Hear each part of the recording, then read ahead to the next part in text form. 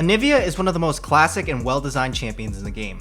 Having been in League of Legends for almost its entire existence, her kit has changed very little since her conception. She has a very healthy amount of skill expression, and she's practically the poster child for a control mage. Due to her simple kit and clear weaknesses, most pros avoid Anivia since there are just safer and longer range mages that scale just as well.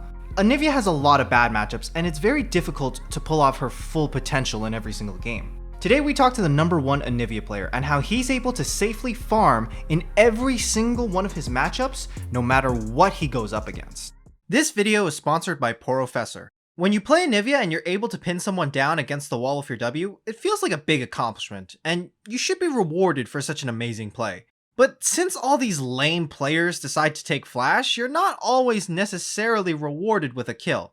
Thanks to the summoner tracking on Porofessor, you can tell exactly when and where you can secure your kills with this ability or any one of your other abilities. Porofessor not only helps you track the enemy spells, but also helps you understand what your team has been up to. If it's someone's first game of the day and they're just warming up, or if they've decided to first time Anivia in a ranked game, Porofessor gives you all the info you need on your team to be able to make the best, most informed decision on what your game plan should be.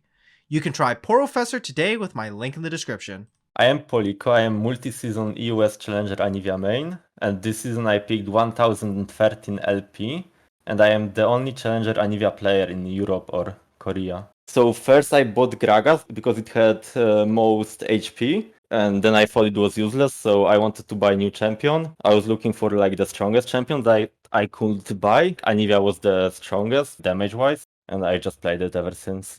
I don't think I ever wanted to try other champions. Anivia, ever since I bought Anivia and I started learning her, like this is where I started to grow to love League of Legends, learning how the champion works, how I can become better. I would always play Anivia. Whenever I played with my friends, I was the Anivia guy. I never felt any need to, so it was just fun to play Anivia, so I kept doing it, and I just didn't care about other champions. Anivia has kinda bad early game. This is like the main reason why people don't play her in Halo, because she has a lot of bad matchups versus longer range champions like Victor, Azir or Yana that just gonna outrange her. Play the ward to see if Azir tries to roams anywhere, pull the wave on my side, and we just stay here and we just being chill and farm for level 6, do nothing.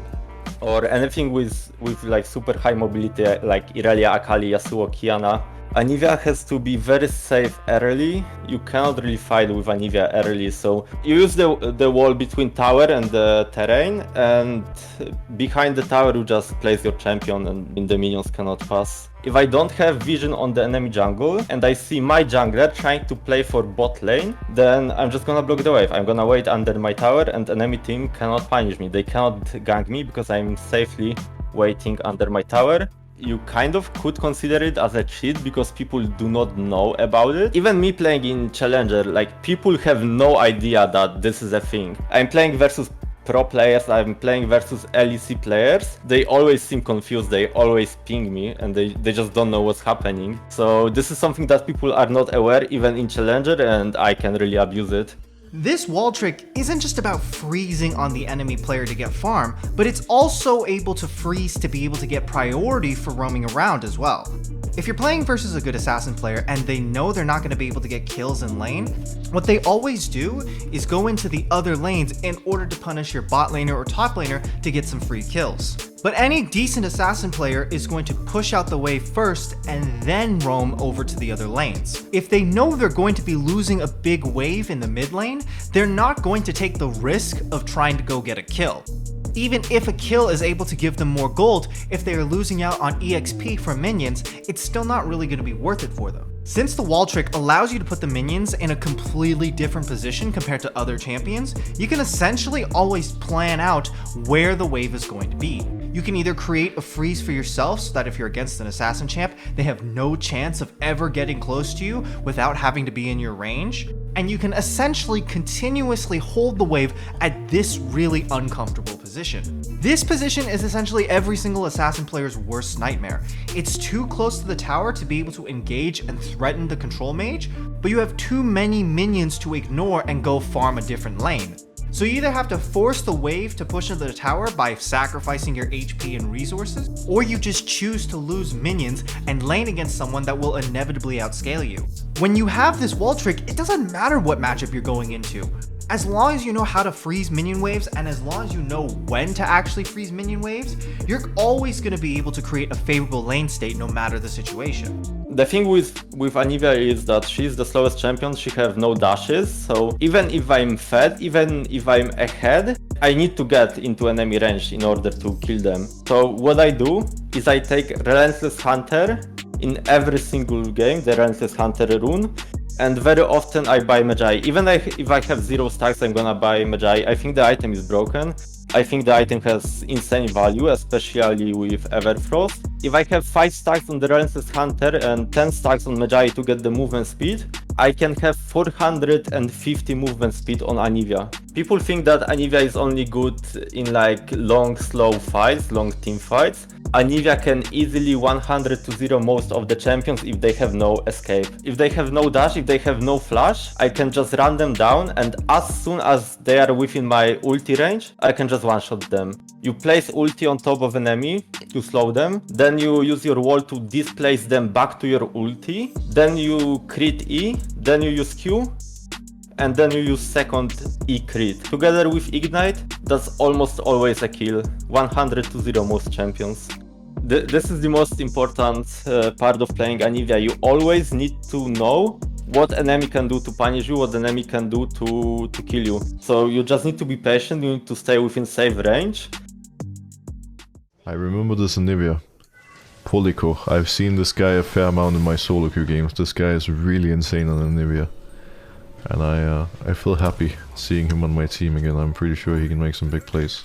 This is the most important part of playing Anivia. You always need to know what enemy can do to punish you, what enemy can do to kill you. So you just need to be patient, you need to stay within safe range. And whenever they try to overdo it, whenever they try to force a kill on you, when you know that you are on a safe position, then you just kill them. As soon as they waste the one ability that they need to counter Anivia, you just insta-run them down. Anivia's kit is much more complex than most people give her credit for. Just because she has no dashes and only really one skill shot doesn't mean she's not difficult to master. Terrain makers are very rare in League of Legends, and they either do nothing or completely swing a fight depending on how good you're using it. You can freeze, you can displace, and you can trap people with Anivia's wall. So how does the #1 Anivia player look to use this incredibly versatile tool? So for sure, Anivia's wall is like the hardest skill to master, but Anivia main is gonna use his wall on top of a champion so he can move the champion like into my Q, into my Everfrost. And then by far the hardest Anivia mechanic is dash cancelling with your wall. Even high elo Anivia OTPs are not able to do consistently. And this is something that you cannot do on React. This is always a predict. That's why it's like the hardest thing to do. Always a predict, you need to know where enemy is gonna dash, and then you need to have perfect timing when to use your wall. If enemy has a team comp that have very powerful engage with like assassins, Anivia is not only good at like dealing damage but also peeling for your carries. Get the tanks to engage on your team. As soon as they do it, you just wall enemy backline off so they cannot hit their abilities. And if they try to walk up around the wall, you can just Q them, Everfrost them, so like they have 5 seconds where they cannot fight in team fight, and in the meantime your team is gonna kill enemy frontline. And if they try to like dash over the wall or flash over the wall, then again you can just throw your abilities at them and then you one-shot them with your teammates, because there is no bad team comp for Anivia to team fight. Like you can have like better and worse one, but like even the worst team comp, that Anivia is always gonna have impact. There is always something Anivia can do. So between the difficulty of Anivia's wall mechanics coupled along with the fact that she's incredibly squishy and immobile, a good Anivia player seems to need a lot of mechanical ability if she's going to be able to survive properly. So is that the main reason that Poliko is able to hit 1k LP? Does he just have better Anivia mechanics than everybody else? So yeah, all the mechanics that you have on Anivia, and like no matter how good you fight with Anivia, like this is not what gets you to 1000 LP Challenger. The most important thing is always understanding macro and playing around it. Why I was able to hit 1000 LP Challenger is because I have very exceptional map awareness. I'm always thinking about where my teammates are, I'm always thinking about where enemy is, and I'm using this knowledge to prepare my team for macro. I'm always trying to play proper macro, I'm using my awareness to ping for my teammates, and I'm pinging them how to play around the macro.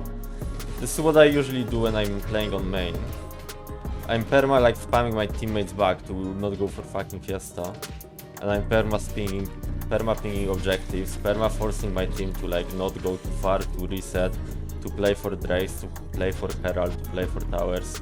Anivia is not a champion that can just go in frontline and fight enemy champions, so you play no mobility, you have no dashes, you have very low movement speed, the lowest movement speed in the game, one of the lowest HP in the game. Insanely hard to stay in the safe position, so you need to have very good map awareness, you need to know exactly where your team is, where enemy team is or could be, and what they can do to punish you, to kill you. So that's probably the biggest thing that I understand better. Whenever I'm playing in Challenger, the only thing I care is playing the game itself. I do not care about winning, I do not care about losing. For me, it's about staying as present as I can. I think that any emotions, like negative or positive, you will always play worse. Basically, Poliko is like Anivia herself. He's got ice in his veins.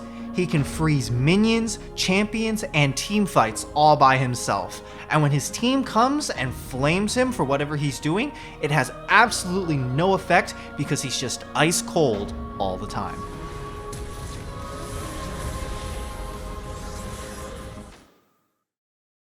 Thank you for watching. If you enjoyed the video, you can check me at twitch.tv/Poliko. I stream almost every day, and I hope to see you there. See ya.